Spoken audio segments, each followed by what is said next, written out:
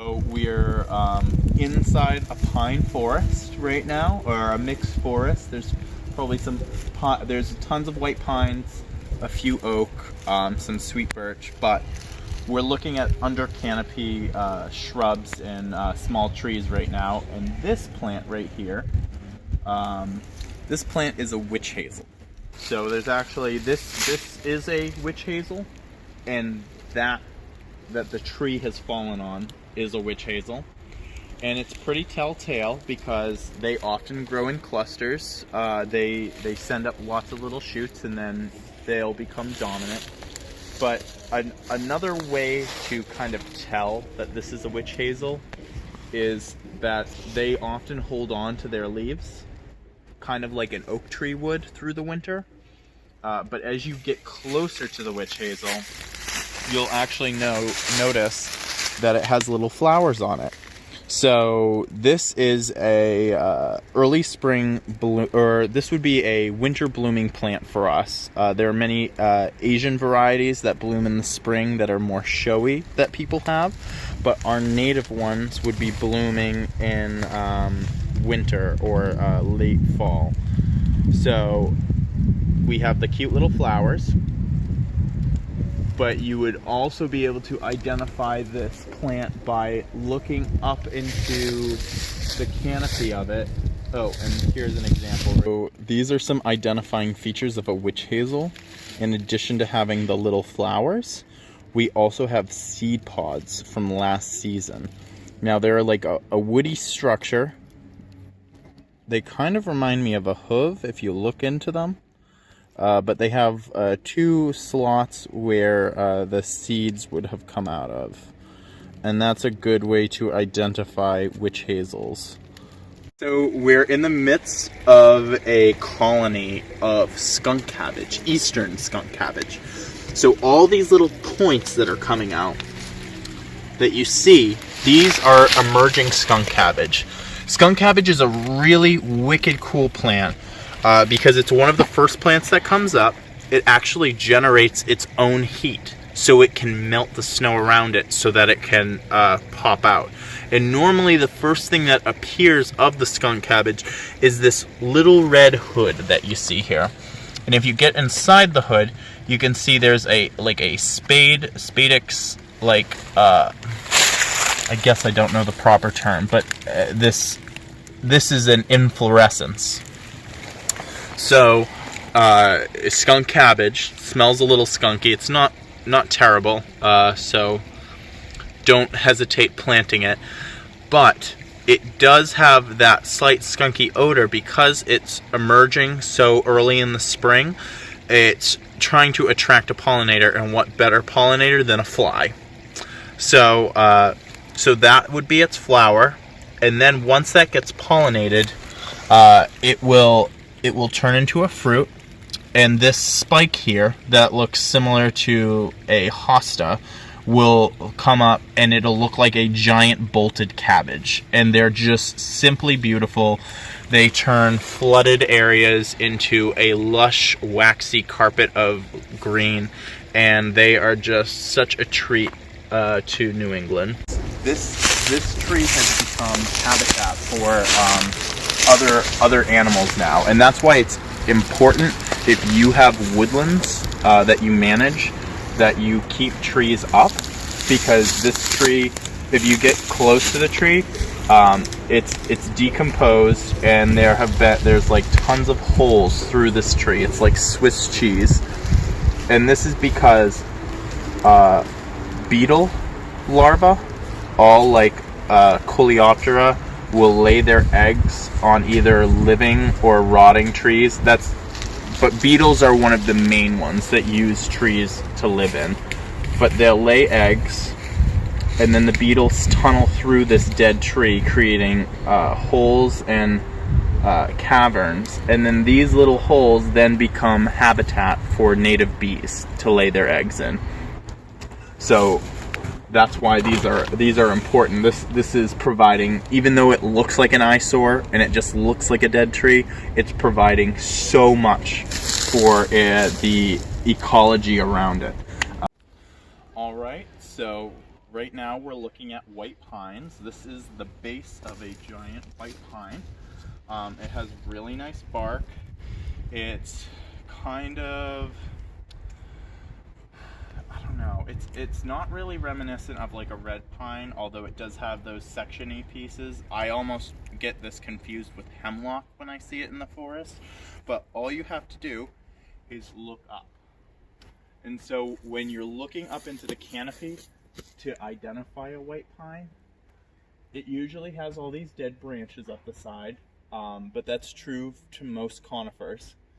But as you look up into the canopy, there are little wispy, it's almost like a fan paintbrush, or it looks like little fireworks. They're just long wispy needles.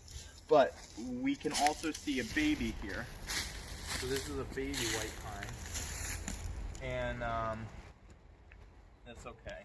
It'll grow back. But this is what the white pine needles and frond look like. So very thin and wispy. This is this case with almost any pine, except white pine are they're a little lighter green, especially if they're in the under canopy of a forest, but they're thin and spindly. So we're going to look at a very basic plant. So it kind of sneaks up on you. Do we see this massive yellow here? This plant is a forsythia. You probably see it everywhere. Many of you probably know what it is, but there are definitely a few of you that don't, so it's worth mentioning. It's one of the beautiful spring flowers of everywhere, because everyone has one. It's kind of a basic plant, but it is very reliable. It always pushes out tons of blooms. It just puts on a show in the spring, and if you're adventurous, you can even cut some in the winter and force it to bloom earlier so you can enjoy yellow blooms. Okay, so what we're doing is we're listening.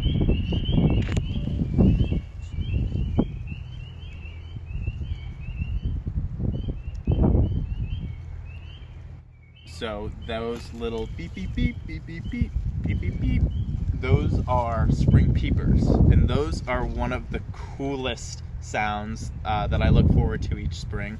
It's a small frog that lives in pools. I mean, I don't know specifically where they live. They like swampy areas. Honestly, they live. There's a flourishing population by my house next to, like, it's like a drainage ditch from off the road, and they thrive there, and they just, you're on your way to the ice cream stand and you just are surrounded by all those little croaks.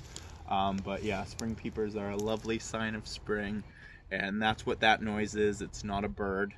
A lot of people think frogs are birds when they hear them, but no, they're actually calling out for a mate. Good way to tell that this plant is autumn olive. So there are a couple different species. I think there are 3 invasive autumn olives to this area. There are primarily 2. There's a Japanese one and there's a Russian one. And I believe this is the Japanese, although I'm not an expert in identifying this invasive. This one's kind of new to me. But yeah, it grows as a small tree. You could cut it down too and it would come up as little whips. But in the fall, it gets so we see all the little lenticels on the bark, and we saw all the little speckles on the underside of the leaves. When it fruits in autumn, you'll see clusters of red, almost translucent berries, and they are just covered in speckles. They're really sweet. They're good to eat for you. You know, but they have a very like all of our invasive fruits that come off of these invasive plants, they're often sugary and they're bright red. So it draws our native birds in who are looking for a snack. They eat it. It's too sugary, you know. Think about how you feel after you eat a couple pieces of pie, and then they have dysentery and let the seeds go, creating new plantlets. wonderful and artistic mass of vines that are mostly invasive, by the way. We can like zoom in to this cluster. We see this thin opposite plant that has this bright green spits of foliage all over evenly through the plant. And this is bush honeysuckle. It is a terrible little plant that quickly spreads through under canopies and in fallowing lands. You know, an open field, anywhere it can go, it will like it. And they leaf out early in the spring, so that's a way that you can identify this plant. But also, if you're familiar with blueberries, like high bush blueberry, it kind of has a similar bark to it. The only difference is this plant doesn't matter if it's 3 feet tall or 7 feet tall. You can grab it by the base and just rip it right out. It pulls out like butter. It's really easy invasive to move. Okay, so we're looking at this plant right now. So as you see, this has new little leaflets coming out, and there are some red berries that are left on here. These are actually, this berry is actually called a hip. It's a rose hip because this plant is a rose.